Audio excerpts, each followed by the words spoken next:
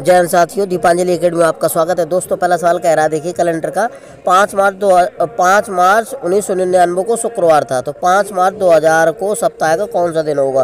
तो दोस्तों 5 मार्च 1999 को फ्राइडे है, शुक्रवार। तो 5 मार्च 2000 को कौन सा वार होगा, पूछ रहा सप्ताह का। तो दोस्तों ये ध्यान रखिएगा, ये 1999 तो साधारण वर्ष है और 2000 क्या है, ये लीप वर्ष है दोस्तों। तो अब देखिए ध्यान रखना, जब साधारण वर्ष लीप वर्ष में आते हैं तो 2 दिन ऐड करते हैं। तो फ्राइडे में अगर हम 2 दिन जोड़ देंगे तो क्या हो जाएगा, फ्राइडे के बाद सैटरडे, सैटरडे के बाद संडे आ जाएंगे, यानी कि रविवार आ जाएगा दोस्तों। तो पहला विकल्प सही हो जाएगा। ध्यान रखना, और विषम दिन में मतलब साधारण वर्ष में 1 दिन और अगर लीप वर्ष आता है तो 2 दिन जोड़ते हैं। ठीक है दोस्तों, मेरे वीडियो को लाइक और सब्सक्राइब करिए। देखिए दोस्तों, पहला सवाल कह रहा है 10% और 20% की लगातार छूट बराबर के एकल छूट के बराबर है, यानी एकल बट्टा बताना है दोस्तों। तो जब इस तरह का सवाल हो तो दोस्तों ये 10 और 20% के दे रहे हैं, लगातार छूट के, एकल छूट के बराबर है। तो दोस्तों इसको क्या करना है, a + b - ab बटा 100, ये ट्रिक होती है इसकी दोस्तों। तो ये a का मान है या b का मान, रख दो जरा। 10 + 20 और प्लस माइनस 10 गुणे 20 करोगे तो 200 आ जाएगा, बटे 100, 0 काट दो। अब 10 20 30 हो गया, 30 में 2 घटाओ, कितना आ गया, तो 28% आ जाएगा। यानी 28% कौन सा विकल्प है, पहला विकल्प है, इसके एकल के बराबर हो जाएगा। ठीक है दोस्तों। देखिए दोस्तों, पहला सवाल कह रहा है एक पेट्रोल की कीमत में 25% की वृद्धि होती है तो उपभोग में कितने % की कमी लाई जाए कि कुल व्यय पहले जैसा रहे। तो दोस्तों इस तरह के सवालों ध्यान रखना, जितनी वृद्धि या कमी का है ध्यान रखना, तो उसको ऊपर लिख देते हैं। जैसे 25% की वृद्धि का है या कमी का है लिख देंगे। फिर अगर वृद्धि का है तो 100 में नीचे जोड़ देते हैं, ध्यान रखना। तो वृद्धि कह रहा है तो 100 में 25 जोड़ेंगे और गुणे प्रतिशत में बदल लेंगे, 100 का गुणा करा देते हैं। अगर कमी कहता है तो 100 में घटा देते, 25 से कम 25, 25 पंचे 125, 5 का 5, 5 दूनी 10, तो कितना आ जाएगा दोस्तों, 20% आ जाएगा, यानी कि पहला विकल्प सही हो जाएगा। ठीक है दोस्तों। देखिए दोस्तों, अगला सवाल है, कह रहा है एक परीक्षा में एक विद्यार्थी को पास करने के लिए अधिकतम 33 अंक प्राप्त करने हैं, वही उसने 125 अंक प्राप्त किए एवं 40 अंक से असफल रहा, परीक्षा का अधिकतम अंक कितना था।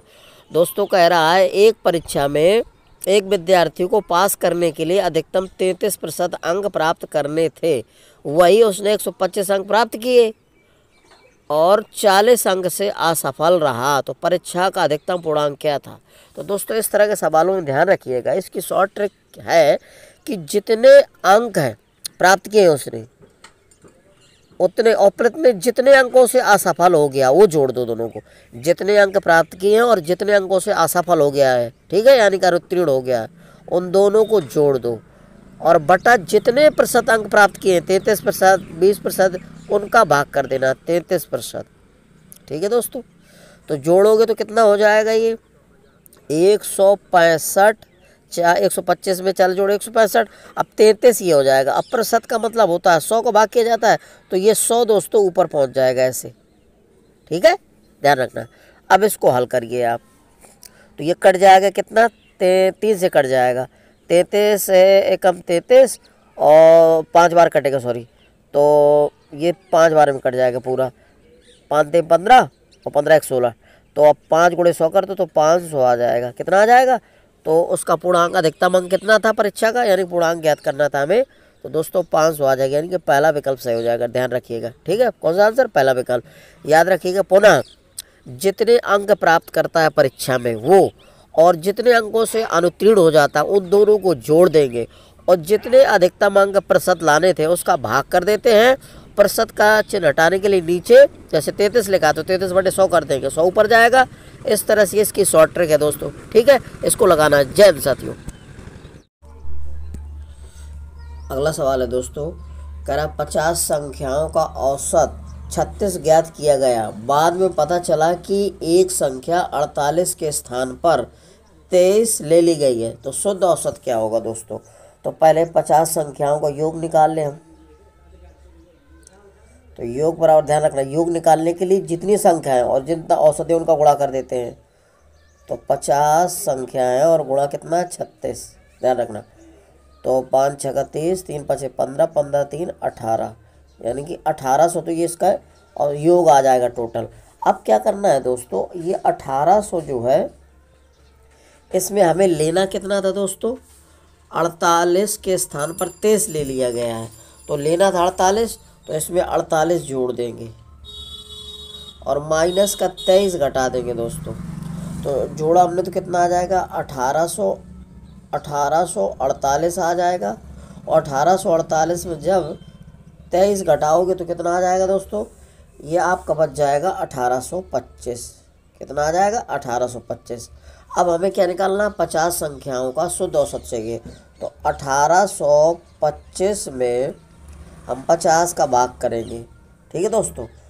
तो 5×3 = 15, तो ये आ जाएगा 5×3 = 15, यानी कि भाग करेंगे तो 36.5 आ जाएगा दोस्तों, ठीक है दोस्तों। तो कौन सा विकल्प सही हो जाएगा आपका, 36.5, यानी कि तीसरा विकल्प सही हो जाएगा, ठीक है दोस्तों। अगला सवाल कह रहा है दोस्तों कि 3 लड़कों की औसत आयु 16 वर्ष है, ठीक है दोस्तों। यदि उनकी आयु का अनुपात 4:5:7 हो तो सबसे छोटे लड़के की आयु क्या होगी दोस्तों। तो सबसे छोटे आयु, तो तीनों लड़कों के योग निकाल लो पहले, औसत आयु दे रखी 16, तो योग बराबर होता है जितने लड़के हों, 3 लड़के हों और इनकी औसत आयु कितनी है 16, तो 16 का गुणा कर देते हैं, ध्यान रखना जितने लड़के हों और जितनी औसत आयु थी उनका आपस में गुणा करा देते हैं, 16×3 = 48 हो गया। अब ध्यान रखना दोस्तों, कह रहा है इनकी आयु का अनुपात, इनकी आयु का अनुपात कितना दे रखा है, ये दे रखा है 4:5:7। तो दोस्तों अनुपात योग निकाल लो, सबको जोड़ दो, 12 7 5 12 12 4 16। अब हमें निकालना क्या है, किसका निकालना है, कह रहा है सबसे छोटे आयु की लड़की कितनी होगी, तो सबसे छोटे लड़के की आयु कितनी होगी। तो दोस्तों जो छोटा अनुपात दिया रहता है, ध्यान रखना ये सबसे छोटे का है, फिर ये बीच वाले का, और सबसे बड़ा अनुपात सबसे बड़ी उम्र हो जाती है, और सबसे छोटा जो अनुपात दिया होता है वो सबसे छोटे लड़के का होगी, यानी कम आयु वाला। तो हमें कम आयु वाला निकालना है, तो इनका योग आ चुका है 48। तो छोटे लड़के के आयु का अनुपात कितना दिया, 4 बटा, अब टोटल कितना है इनका अनुपात योग 16, 16 को भाग कर देंगे। अब कर दो, 4×4 4 × 16, 4×4 = 48, यानी कि 12 आ जाएगा। तो छोटे लड़की की आयु कितनी आ जाएगी, 12 वर्ष आ जाएगी, यानी कि तीसरा विकल्प सही हो जाएगा।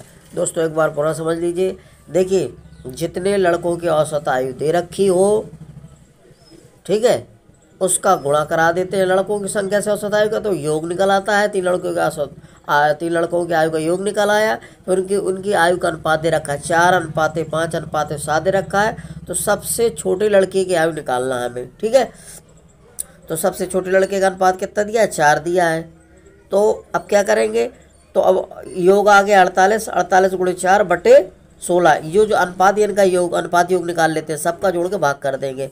तो काट दिया 16 का 16, 4×4 4 × 16 = 48, यानी कि 12 वर्ष आ जाएगी छोटे आयु की लड़की, ठीक है, उम्र, ध्यान रखना।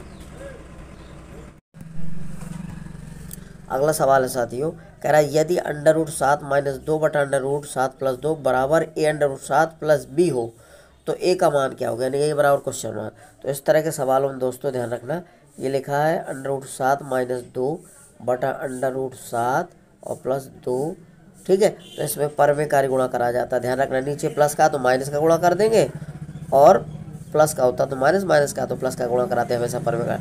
तो 7 - मतलब 2 का गुणा कर देंगे ऊपर नीचे, √7 - 2 का, ठीक है।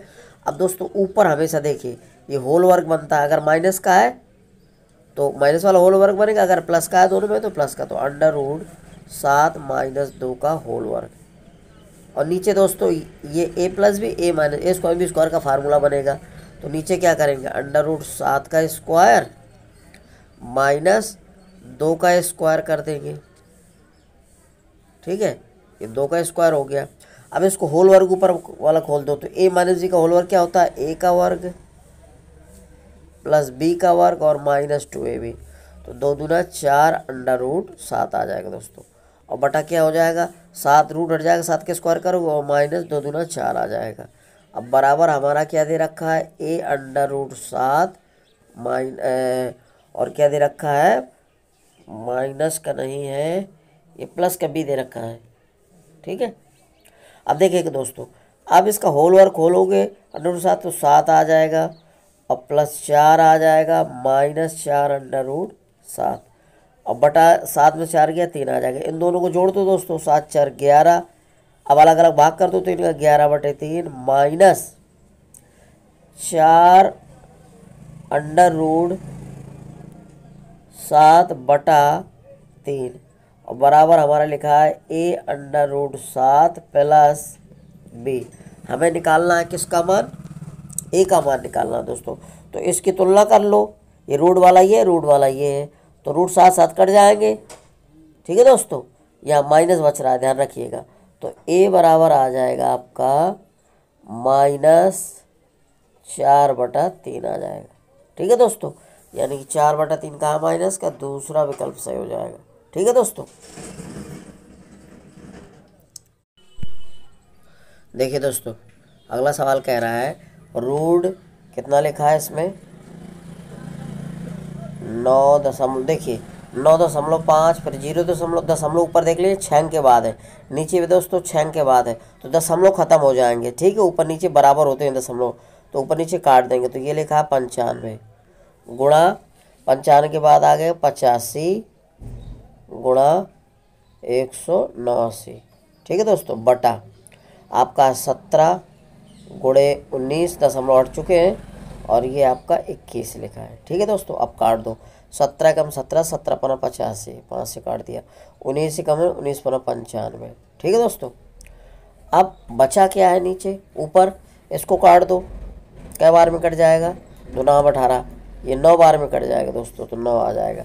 तो कितना आ जाएगा आपका रूट के अंदर, ये 25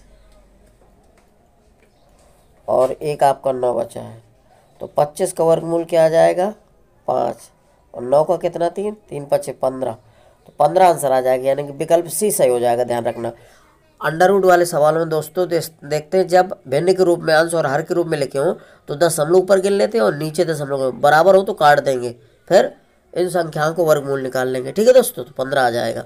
अगला क्या है, कह रहा है यदि अंडर रूट 1 + x/144 बराबर 13/12 हो तो x का मान क्या होगा। तो दोस्तों, इस तरह के सवालों की एक शॉर्ट ट्रिक होती है, जैसे लिखा है 1 + x/144 बराबर लिखा है 13/12 लिखा है दोस्तों। तो ध्यान रखिएगा, ये जो संख्या 12, ये अंश है, हार में 12 लिखा है, इसका स्क्वायर है ये 144 हो। तो जब इस तरह का हो, ध्यान रखिएगा दोस्तों, तो हमें क्या करना है, ये अंश है हार है, तो अंश का स्क्वायर करके हर का स्क्वायर घटा दो, यही इसका आंसर हो जाता है शॉर्ट ट्रिक। तो 169 में से 12 बराबर 144 घटा दो यार, तो कितना आ जाएगा 25 आ जाएगा दोस्तों इसका आंसर। तो कौन सा विकल्प सही हो जाएगा, विकल्प डी सही हो जाएगा। ध्यान रखिएगा दोस्तों, अगर यहाँ अंडर रूट वाले माइनस का चिन्ह होता तो यहाँ माइनस का चिन्ह आ जाता आंसर में। ध्यान रखिएगा, अगर प्लस वाला तो प्लस का ही आएगा, बस अंश को स्क्वायर करके हर का स्क्वायर घटा दो, वही आंसर हो जाता है। ये इसकी ज़बरदस्त शॉर्ट ट्रिक है। ठीक है दोस्तों, जन साथियों, मेरी वीडियो को लाइक और सब्सक्राइब करिए यदि मेरा वीडियो अच्छा लग रहा है तो। ठीक है दोस्तों, सब्सक्राइब जरूर करिए, अगली नोटिफिकेशन के लिए आप तक पहुंच जाएगी। ठीक है दोस्तों, जय हिंद।